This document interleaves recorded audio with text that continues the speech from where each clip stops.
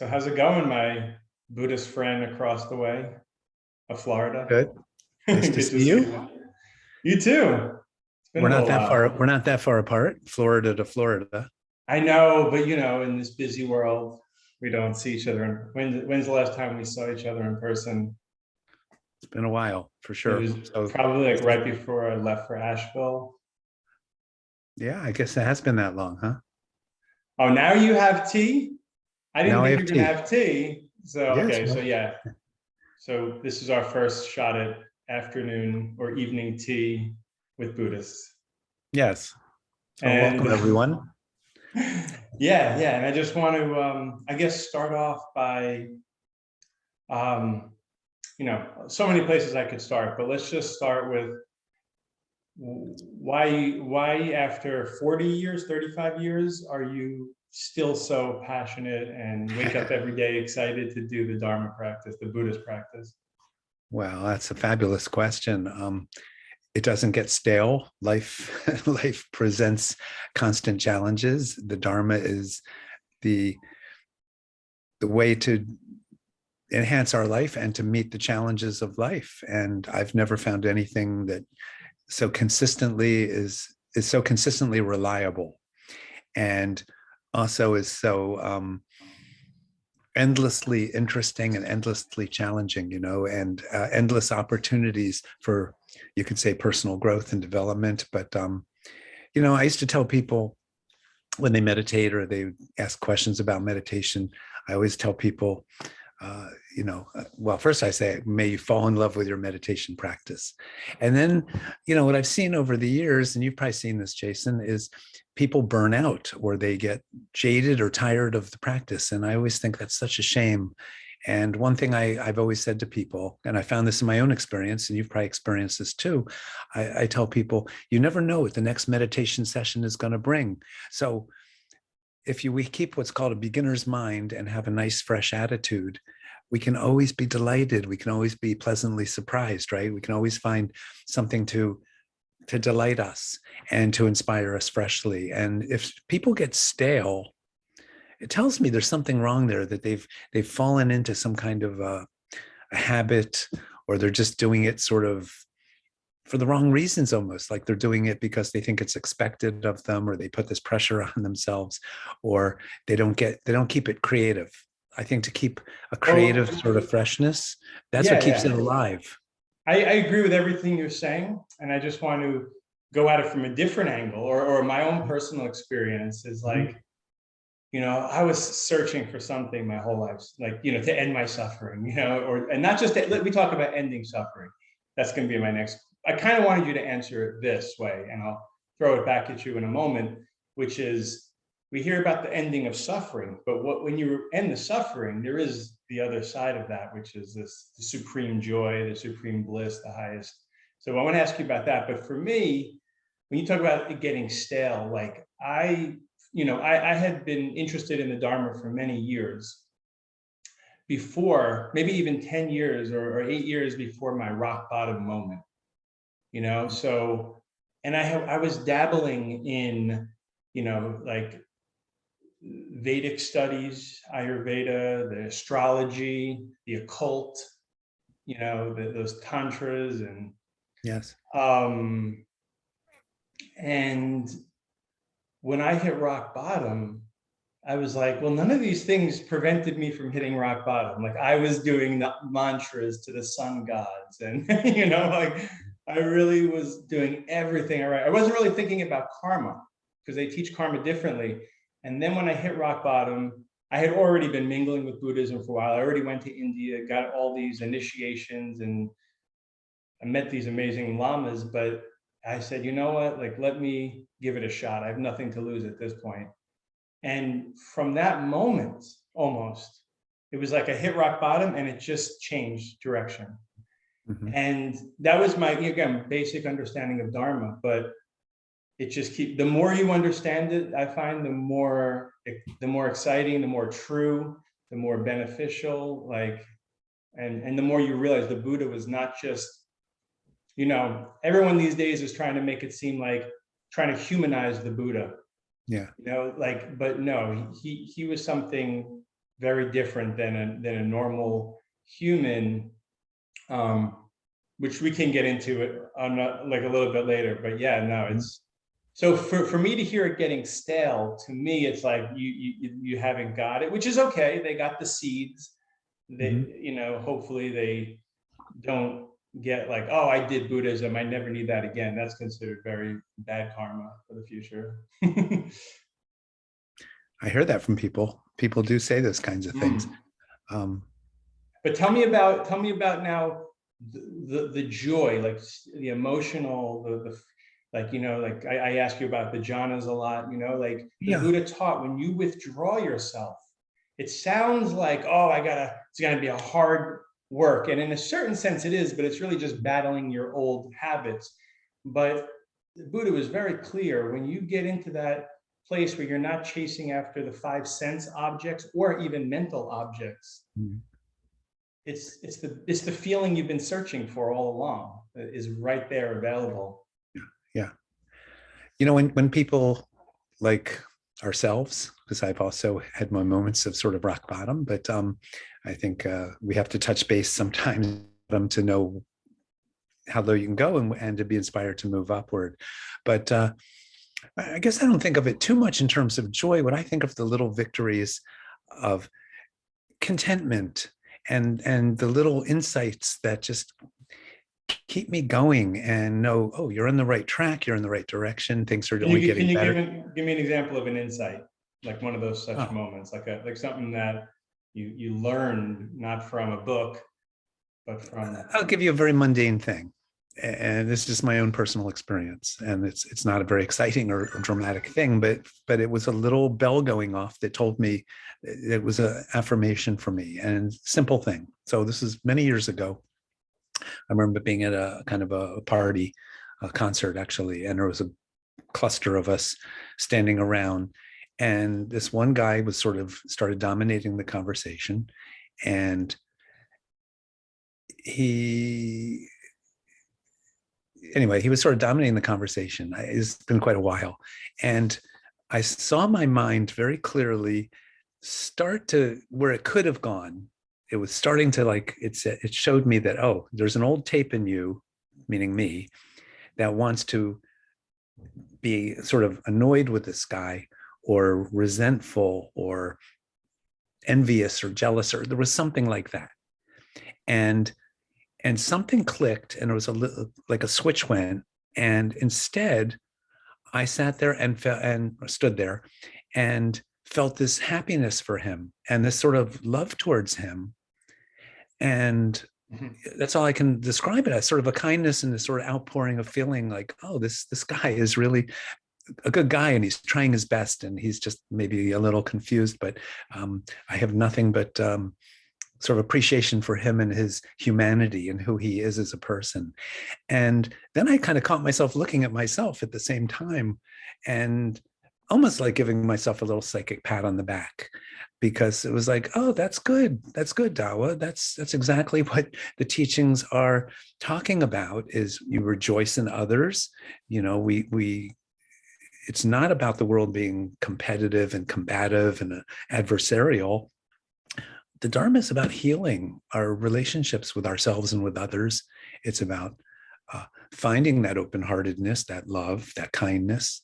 And it comes from a sort of a mental spaciousness that I believe comes principally from meditation, where insights kind of accrue and bring us to a place where we get over ourselves, or we don't take ourselves so seriously, or, and say it another way, all those habits that have kept us stuck and have contributed to our own sort of unhappiness. The Dharma is the remedy for that, and I can see that that's. Well, that's exactly. You just brought up exactly what I wanted to talk about during this first introductory type thing. Is people always ask, when people say Buddha, that's my pet peeve. I want to get into your pet peeves, but one of mine is when people say, oh, Buddhism is a peaceful religion. So, you know, like I mentioned this in a previous recording with Rich, but the point is that when I think of what Buddhism or the Dharma is, it's 3 parts, right? You have the discipline, or I like to just say the habits, right? The positive or negative habits. Then you have what you also said, the meditation. Mhm. And then you mentioned insights. Then you have this, which is really like, you could say like the prajnaparamita, or like the real heart, or the real purpose, or the definitive meaning is to develop that knowingness, which that's a great thing to talk about. But those three things, and you mentioned the first one, I don't like, would you say that takes place, right? The guy said something, you started to see yourself getting upset, or wanting to react, or even internally react, and then you Mhm. changed it. So it's almost like Buddha Dharma practice takes place almost between the stimulus and the response. There's that, like, which we develop through meditation, through, aspiring right, like, where I'm going, right? Like it's in between, and most people aren't even aware that exists, that space in there. So some people, they might just go and they meditate and they quiet their mind to lower their blood pressure and make more billions of dollars. They say meditation helped them make billions of dollars, right? Like Buddhist I- practice is really looking at that space, many spaces, but particularly that space, right?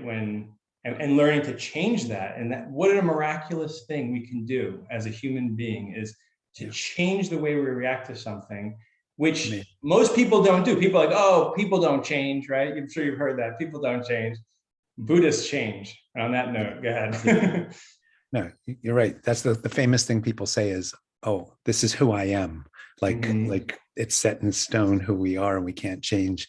That is the whole premise of Dharma, of Buddhism, is we can change, and Buddhism gives us the map and the direction and the inspiration and role models and all of the above and all the tools. And what I loved most about Buddhism when I first sort of discovered it is it's so respectful of us, our journey. It doesn't spoon feed us. It says you have the capability to take responsibility for your life, and you can uplift yourself by your own bootstraps. You can change who you are, or you can reach your potential, maybe is a better way to say it. So I love that about it. It wasn't like God is going to take care of you or bail you out or you're going to be saved. It's like, no, the common sense of it is you actually get to save yourself through your own efforts. And to me, that's magnificent. That's so powerful and so great, and so honest. To me, that, like, when I really, actually, I think it was reading Gampopa's Jewel Ornament, Mm. translated by Gunther. I was reading it in the Staten Island Mall in my rock bottom phase, and just thinking like, wow, it's all laid out here. Yeah. Karma and I mean, the method to meditate, the aspiration, And the lay of the land, that book in particular, yeah, as you know, being a Lam Rim, it's the whole landscape of the human condition and yeah, where we are in that, and then showing again as a map, like and we're not lost in the darkness. There's a way out. There's a direction. and that map, exactly. There's a way out. That's it. That's also what makes Buddhism very different, as you know. It's got a way out, whereas other views are like, the way out is you die, and then you're getting out of here, And then the other ways out, and that's not a way out. That's just like you're annihilated. Then there's other ways out where you just believe in this God, and you automatically go there with your dead dog, and you're just in this place forever with your Yeah. dead dog and the God. So this was like completely, like you said, honest. It's based on ethics. When you really get into karma, everyone wants to say, is karma real? Look at, like, even if it's not true, Buddhism, from reading the Lamrim, and even in the beginning, I said, if this is true, this is the best way a universe could be created. It's the best way, the whole purpose. It's just like if I was a god, let's say, like, this is how I would created, so to speak, even though that wouldn't make any sense. But the point is, like, it's just like, we're not in this like randomness. We're not in this purgatory, there's literally like, and again, the Buddha often talks about, don't worry about who shot you, the name of the person or the type of bow that you're shot with. If you have a poison arrow in you, just get the arrow out. So when you first read it, like, we're so trained to think like, well, where did the universe come from? And like, Buddha is just like, I can answer all your questions, but you're going to be confused. All you have to know is I came here to teach four things: the fact of suffering, the causes of the suffering, the ending of that suffering, and then the path to end that suffering. Yeah, absolutely. And that's just like perfect. Shut up. Like, why do you care who created the universe? Like, when you get to Buddhahood, you'll know that. But like, start with like, being terrible to other people is actually going to have negative consequences on you. Yeah, that's like a really good thing to start with. So what you're speaking to is the practicality of Buddhism. It's just, at the end of the day, it's the most practical, down to earth. And what I like about it is, it's not like the Buddha invented anything. He merely shined a spotlight and said, hey, this is actually how it is. It's not even Buddhist. It's just reality with a capital R. It's just, oh, this is how it is. Things have causes, things have repercussions or consequences, cause and effect, we say. Everything changes and is impermanent. These are just, you could say, universal laws, not created by God or Buddha or anything else, but just being so direct and clear and honest about it. Like, this is how it is. And then what I also love so much about Buddhism is then what is taught is, don't take anybody's word for it. Don't even take the Buddha's word for it. Just look for yourself. Scrutinize, examine, investigate. And if it holds up, if you can't find any exceptions, or you have no problem with it, then you know it for what it is. And that's what I love so much too. Yeah. Like, because it's a long tradition of debate, starting with the Buddha. Everything was debated, open. 2,500 years, no one's been able to beat one single line that the Buddha spoke. He said, just challenge it, find something wrong with it. And when you do, then it's not true. Then at least one way, at least you did the investigation. Sometimes investigating things and it turning out to, like, if you do a science experiment, if it turns out to not be what you thought, that's still useful, because now you could eliminate that possibility. But the Buddha, like, everything he taught, there's no, and he taught a lot. Like, if you really put it's the biggest canon of anything. There's hundred thousands of, and that's what's survived. Like, they say we've lost more than has survived. The sutras, it's amazing. Well, the Buddha was the original scientist. You used the word science. You took the words out of my mouth. It's like the scientific method. And how do we, we can examine the chemistry of physical properties of things, but this is the science of the mind, this is science of the self. This is the science of, you could say, penetrating ultimate reality, and just directly using insight and meditative awareness to really examine how things are and see for ourselves. And that's, somebody asked me recently about confidence. How do you get confidence? Confidence is something no one can take away from you when you really know what you know. And the only way you really know what you know is from your own direct personal experience. And when you get that, it creates confidence. And when you see Buddhist masters or great Buddhist yogis and practitioners, that's one of the most obvious things. There's a self-confidence, there's a calmness and a poise and a dignity that comes along with you just know what you know. So you don't have to prove a point. You don't have to convince anybody of anything. Buddhism doesn't proselytize, which is wonderful. It just says, here it is. If you have a connection with this, great. And here's, again, ways you can look at things. Check it out for yourself. No one's here to twist your arm or convince you of anything or talk you into anything. So again, it respects the dignity of the individual. That's something that's so, to me, so refreshing and just beautiful, really. It's It's funny. empowering. It's We ultimately don't, empowering. yeah, Hmm? we don't proselytize, but for years, you and I have taken vows to liberate every single being. So it's kind But of you do hard. that, by setting an example. Of course, yes. That's the Bodhisattva I way. just want We people do to know that we do care about them. We're not just, we're not. 100%, but we do it through patience. We do it through generosity, through kindness, the Bodhisattva ideals. Right. The That four that we Brahma abodes: compassion, so those. love, compassion, joy, equanimity. Well, no, I'm talking about the paramitas: patience, generosity, um, right effort. Those kinds of things. Concentration. No, I agree. I'm saying both. But you touched on something too, which is kind of, we talked about the three parts. So first one is doing good actions to others, basically being kind to others, being through the paramitas: generosity, patience. The second one is the mind, is the training and the meditation. And again, even during the Buddhist time, especially during the Buddhist time, they weren't like just yoga teachers getting certified. They were great meditators, Yeah. achieving, which we'll talk about in the future time, actual states. When I say state, like you go from New York to New Jersey, you're going to a different state. These are states that you can actually visit.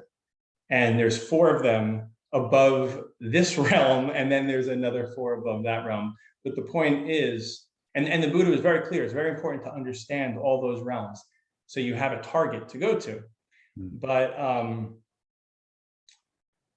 even the Buddha but he got further than all of them, even in that. And then he said, even this is not enough. That's where the third one comes in, the wisdom.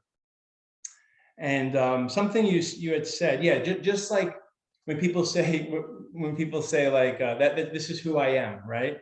Well, we call it selflessness, and sometimes it's called personal and phenomenal selflessness. And just for the sake of today, I like to use like the word malleability instead of emptiness. So instead of thinking of I have a self, this is who I am, those people hold the view, by their own words, their own admission, that they believe that there is this self that was like put in them when they reach puberty or something. And from that point on, this self has moved, and this stupid body just gets older, but this self is the same, right? But if you think of it as a malleability, there is no self. There's something, there's a process that we can mold. And that, I think, the realization of how much we can do that is wisdom. Is one way to talk about wisdom. Is how much we realize that the self is fleeting. Not only is it fleeting, it doesn't even exist. It's like a river. The water has passed, but we say it's the Mississippi River, but the river's gone. Like by the time we talk about it, the water's already in the ocean, and it's like new water coming in. Yeah. And then when we talk about phenomenal emptiness, just want to just give a little sneak preview, is now we're talking about the outer world itself, or the world of people's, places, and things itself is malleable. So what do you have to say about that? Well, I like the idea of coming up with different words for what we translate from Tibetan as emptiness, or from the Sanskrit as emptiness. And you said malleability, which is wonderful. And I like openness, like infinite openness. So there's nothing that you can pin down. And the idea of a self, or an Atman in some of the Hindu schools, or the soul in the Western Judeo-Christian thing, Buddhism, we say it's like the onion. You keep on peeling an onion and you think you're going to get to the onion in the middle, the actual core of the onion. There's nothing there. And I always say, when you really look to find the self, there's nobody home, it's all, of course, paradoxical. And this is why one must get non-dual wisdom arising from the meditative experience that's informed and guided by study and philosophical understanding and texts and other great masters that have talked about this, but that openness, and like you said, the phenomenal world of people, places, and things, nothing holds up to the scrutiny of our gaze. When we really investigate deeply in the right way, which is sort of a training into itself, right? To kind of show us, well, how do we look to find the self? And nothing holds up. And as they say, all the Buddhas of the three times, meaning the past, the present, and the future, countless Buddhas throughout the universe, countless beings that have been enlightened in the infinitude of the universe, different cycles of the universe without beginning. They say no Buddha, no enlightened being, no one has ever found the self. Nobody's ever found anything that really has a true existence. Nothing's truly existent, which is weird because our senses tell us there's a reality and there's a physical world and all this stuff, or that I exist because, if I prick my finger, it hurts. Well, who hurts? Or if my bladder's full, I have to empty it. I have to go to the bathroom. Or if I'm tired, I have to sleep. That's all relative stuff. But when we really look to find me, to find Jason Demchok, or to find me, Dawa, we look and look and look and look and look. And what holds up? What can we really find? Well, this is good. This is a good preview. We're gonna our conversations, I think, will help many people understand the most difficult of all things to understand, although it's very simple, which is it's a not doing of something, which is filling, you could say, filling the openness or compressing. So, but I want to just say something about that. I think you'll like this. Is that when you said the Buddha was a scientist, it's like, I like to say the Buddha was the best scientist ever, the first, the best. And remember, I'd like to talk in the future. This is actually the fourth Buddha. Our Buddha is actually the fourth one in this particular cycle of gazillions of lifetimes and stuff. But yeah,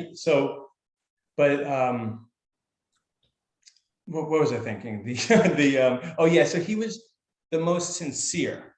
This is what I mean by that, is our science, we can call it, people just call it science, right? But there are assumptions built into the way research is done. I've worked in research.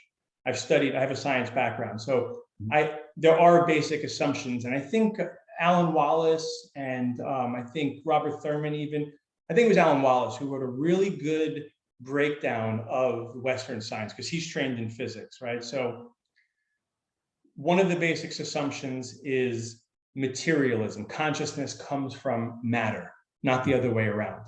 Mm-hmm. Buddha didn't say, and some people during the Buddha's time said everything is mind. Like we're in a dream, we're in Maya.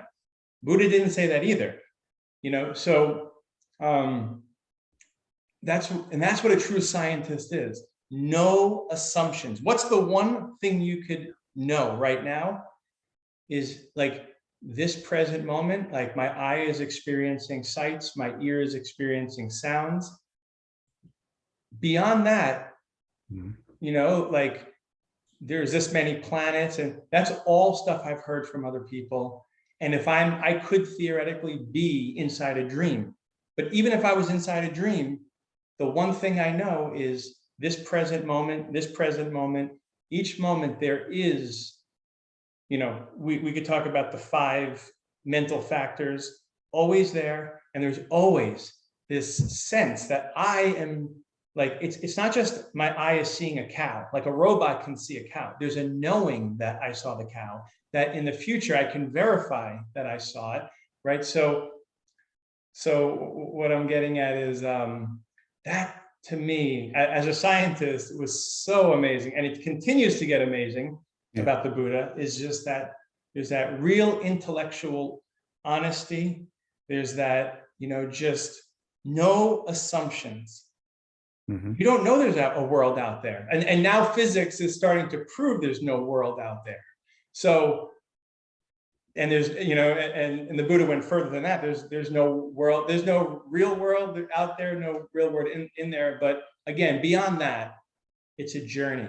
It's a journey to get there, that you have to, each step of the way, see for yourself. But the seeing starts, like when you read the classical debate books and Dharma Kirti, they start with colors. They start with the most fundamental thing. We're seeing shapes, we're seeing colors. That much you can verify. What else can you verify? Oh, no, don't jump to what your teacher told you. Let's start with what you can verify, because if you don't do it each step of the way, you're not going to believe it. You're going to be in doubt. But if you have verified every step of the way and you've seen it, and again, you and I both know the logic of the Buddha, like once you gain faith in one piece, you're like, well, what else did he say? And then you're going deeper and deeper, and it just all checks out with direct experience. Yeah, I mean, he what he taught was don't believe everything you think, and don't necessarily trust your assumptions, but you could say question everything. I think what's fascinating is the Buddha's this mythical person, in a sense, of course, a historically true, real person that actually lived. And, we know that beyond a shadow of a doubt, of course, not some fiction or some myth, but a real person. But to understand the mind of a Buddha, and we could say of an enlightened being or a greatly realized master, but the Buddha apparently is even beyond that. And we have to extrapolate, but we can try to understand, but we have to just use what he taught, right? Just what he gave us. And he realized we're not at that level, but he gave us all the different, again, stepping stones. Oh yeah, the breadcrumbs. Or the rungs of the ladder. And I love it. Ultimately we can achieve that. And really the profoundest thing, I think, is that to use sort of a cliche phrase, we have Buddha nature. And for those of you watching this, you may have a sense of what that means, but it means we all have that same fully awakened potential. When we realize our true nature, we're no different from a Buddha's mind, but that's easier said than done, and not to sort of minimalize that, the significance of that. And it's a journey for sure, and there's stages and steps that get us ever closer to that. But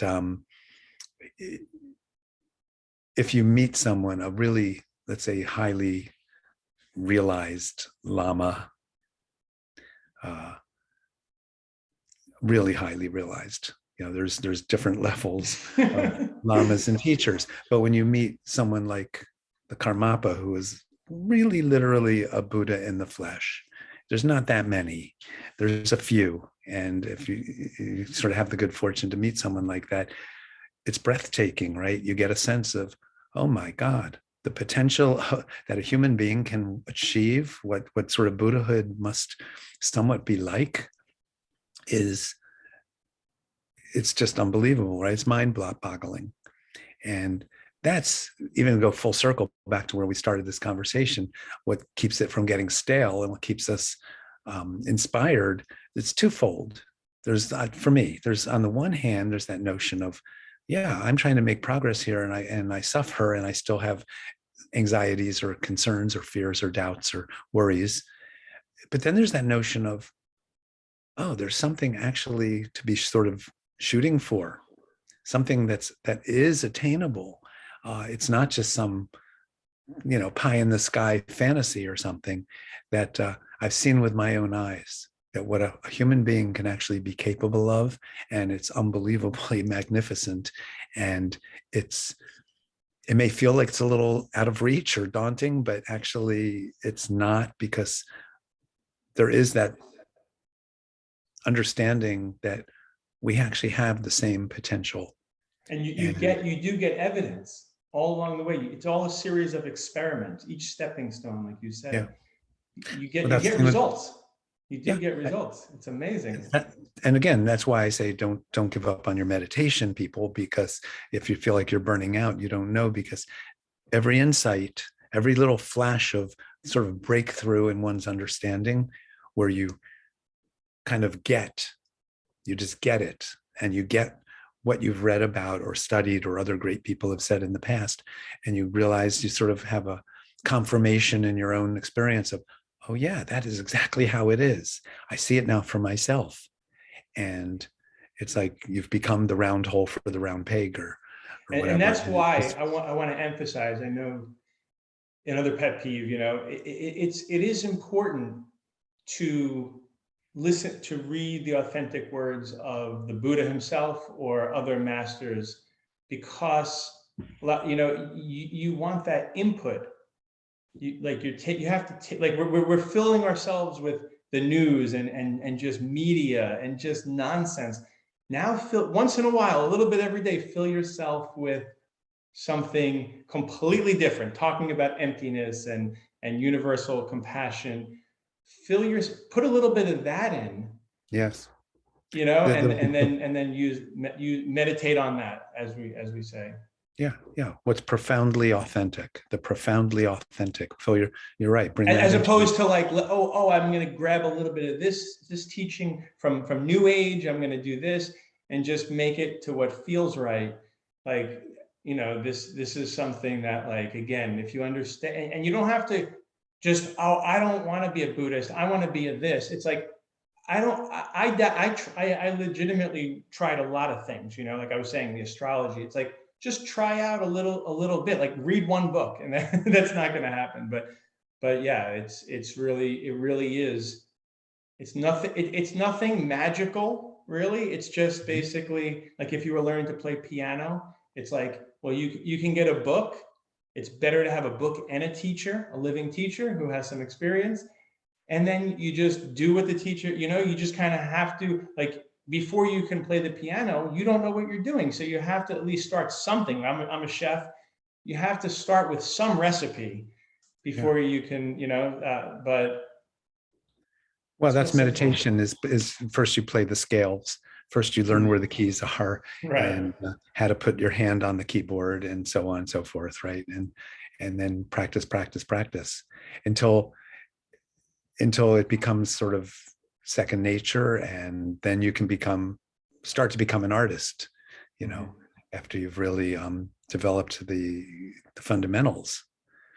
So it really does. And yeah, we could wrap it up, but like, it really does, like, they're even showing it with, like, the neurotransmitters, even though that's only a reflection, but when you meditate, like the dopamine, the oxytocin, everything good you want comes about. And if you mix that with the Buddha's, mixing with virtuous, amazing words, like, it satisfies every need. You just like, I feel like I just ate a delicious meal.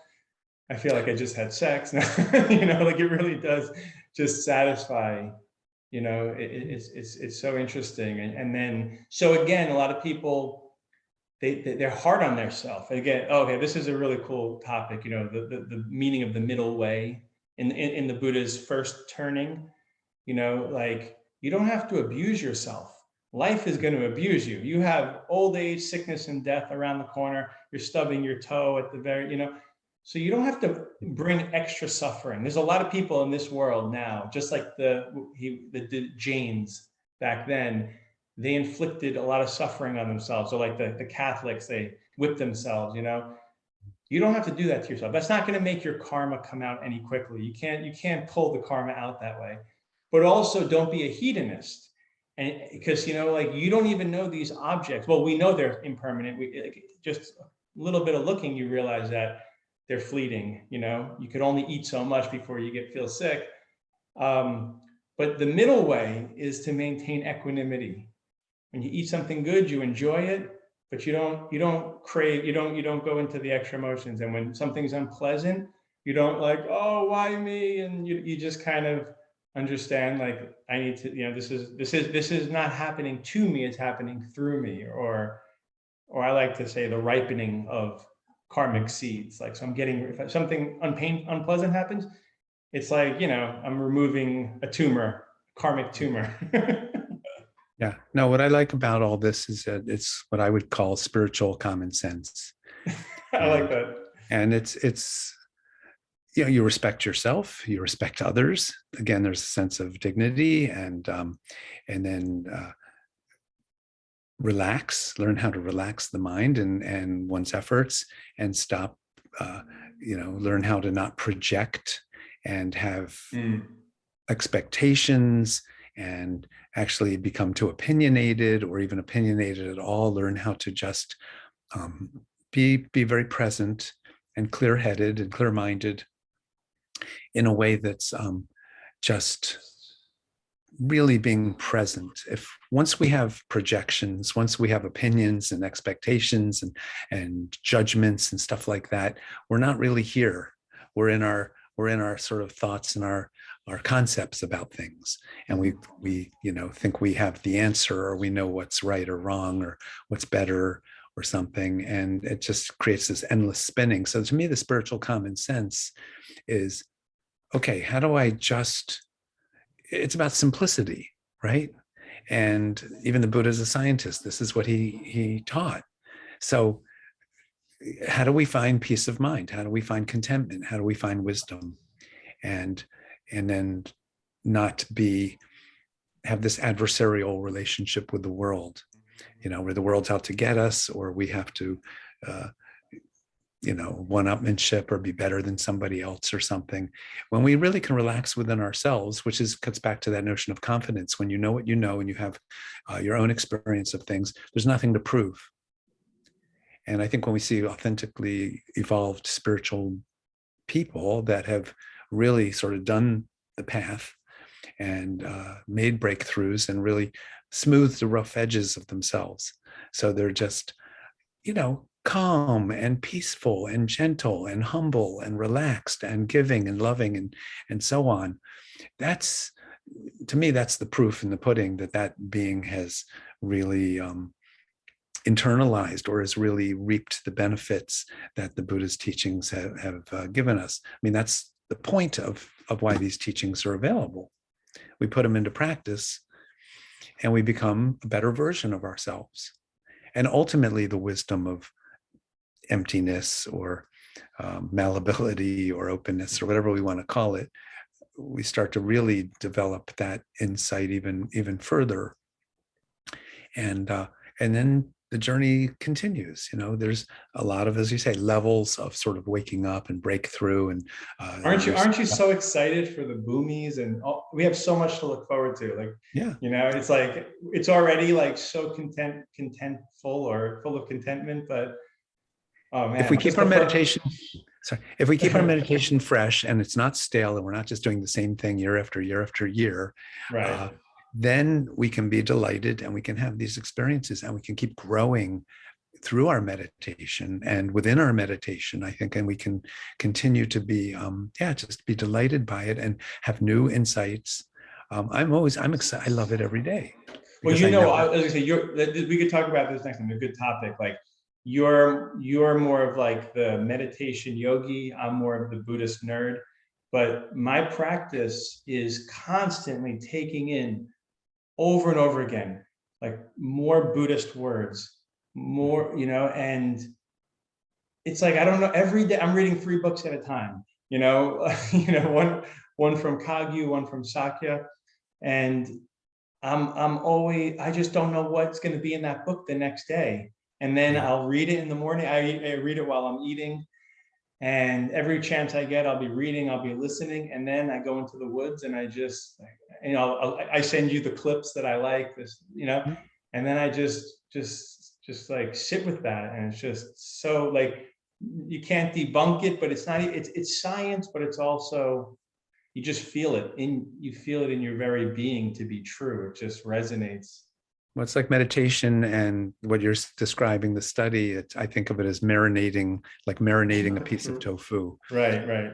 Just steeping in it and absorbing that. But it's not like it's forced, because you're just absorbing what's common sense and natural, and so sort of obvious. You go, oh yes, of course it's like that, and then we get to see for ourselves.